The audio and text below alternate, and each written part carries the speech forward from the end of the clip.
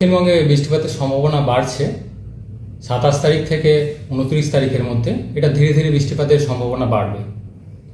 27 তারিখে প্রধানত বিক্ষিপ্তভাবে বৃষ্টিপাতের সম্ভাবনা রয়েছে। সম্ভাবনা বেশি রয়েছে প্রধানত ঝাড়গ্রাম, পূর্ব পশ্চিম মেদিনীপুর, সেই সাথে পূর্ব পশ্চিম বর্ধমান, মুর্শিদাবাদ, নদিয়া, এই জেলাগুলোয় কিছুটা সম্ভাবনা বেশি রয়েছে বা তীব্রতা কিছুটা বেশি থাকার সম্ভাবনা রয়েছে বজ্রবিদ্যুতে 27 তারিখে। অন্যান্য জেলাগুলি হালকা থেকে মাঝারি ধরনের বৃষ্টিপাতের সম্ভাবনা আরও বাড়বে 28 তারিখে। 28 তারিখে দু এক জায়গায় কালবৈশাখীরও সম্ভাবনা রয়েছে। দমকা হাওয়া কোথাও কোথাও 60 থেকে 70 কিলোমিটার প্রতি ঘন্টাও থাকার সম্ভাবনা থাকছে। সব জেলাগুলোতেই প্রভাব থাকার সম্ভাবনা রয়েছে 28 থেকে 29-এর মধ্যে। 27 তারিখেও থাকবে বিক্ষিপ্তভাবে, তবে সম্ভাবনা আরও বাড়বে ধীরে ধীরে। 28 তারিখে সম্ভাবনা বেশি থাকবে বা তীব্রতা বেশি থাকার সম্ভাবনা রয়েছে। বজ্রবিদ্যুতের তীব্রতা থাকার সম্ভাবনা রয়েছে 28 তারিখে, এবং সেই সাথে দমকা হাওয়াও দক্ষিণবঙ্গের বেশিরভাগ জেলাতেই থাকার সম্ভাবনা থাকবে। 29 তারিখেও কিছুটা তীব্রতা বেশি থাকার সম্ভাবনা রয়েছে কয়েকটা জেলা, যেমন ঝাড়গ্রাম, পূর্ব পশ্চিম মেদিনীপুর, বাঁকুড়া, এই সাইডটায় তীব্রতা বেশি থাকার সম্ভাবনা রয়েছে বজ্রবিদ্যুৎ বা দমকা হাওয়ার। অন্যান্য জেলাগুলোতেও বৃষ্টিপাত থাকবে হালকা থেকে মাঝারি ধরনের, এবং বজ্রবিদ্যুতের সম্ভাবনা থাকবে।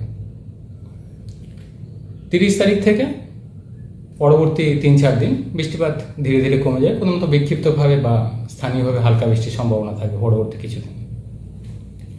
অর্থাৎ দক্ষিণবঙ্গের জন্য বৃষ্টিপাতের সম্ভাবনা বাড়ছে 27 থেকে 29 তারিখের মধ্যে। সম্ভাবনা ধীরে ধীরে বাড়বে, বেশি থাকবে 28 তারিখে বৃষ্টি।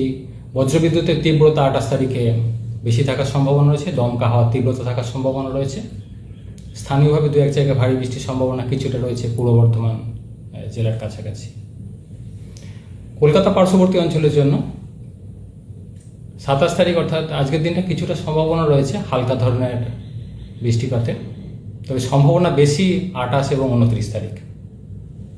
বজ্রবিদ্যুৎ সহ বৃষ্টিপাতের সম্ভাবনা থাকবে 28 তারিখে, সাথে দমকা হাওয়া। তারপর 30 তারিখ থেকে পরবর্তী কয়েকদিন স্থানীয়ভাবে মাঝে মধ্যে একটু হালকা বৃষ্টির সম্ভাবনা থাকবে। অর্থাৎ কলকাতা পার্শ্ববর্তী অঞ্চলের জন্য বিশেষ করে 28 থেকে 29-এর মধ্যে সম্ভাবনা বেশি। 27 তারিখ কিছুটা সম্ভাবনা রয়েছে স্থানীয়ভাবে হালকা বৃষ্টির।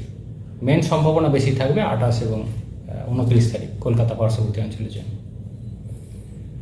তাপমাত্রা আগামী 24 ঘন্টা, আজকের দিনটা খুব বেশি পরিবর্তন নেই। আগামী কাল থেকে পরবর্তী 2-3 দিনে 2 থেকে 4 ডিগ্রি মতো দিনের তাপমাত্রা কোথাও কোথাও কমবে বৃষ্টিপাতের কারণে এবং মেঘলা থাকার কারণে।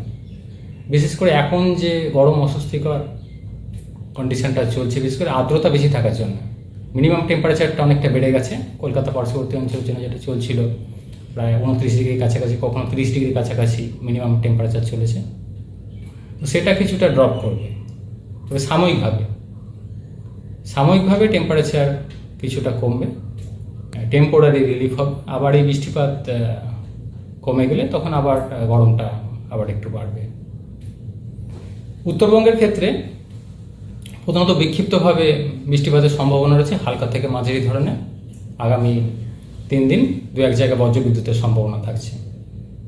তারপর পরবর্তী 3-4 দিন আবার উত্তরবঙ্গে বৃষ্টিপাত আরও কমে যাবে, স্থানীয়ভাবে হালকা বৃষ্টির সম্ভাবনা থাকবে। হ্যাঁ, প্রধানত একটা নিম্নচাপ অক্ষরেখা দক্ষিণবঙ্গের কাছাকাছি আসার সম্ভাবনা রয়েছে। সেই সাথে জলীয় বাষ্পের প্রবেশ যথেষ্ট বেশি রয়েছে। জলীয় বাষ্প তো অলরেডি রয়েছে,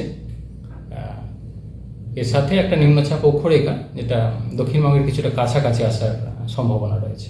এর ফলে বৃষ্টিপাতের সম্ভাবনা বাড়ার কথা বলা হচ্ছে 27 থেকে 29-এর মধ্যে। বিশেষ করে 28 তারিখে তীব্রতা বেশি থাকার সম্ভাবনা রয়েছে।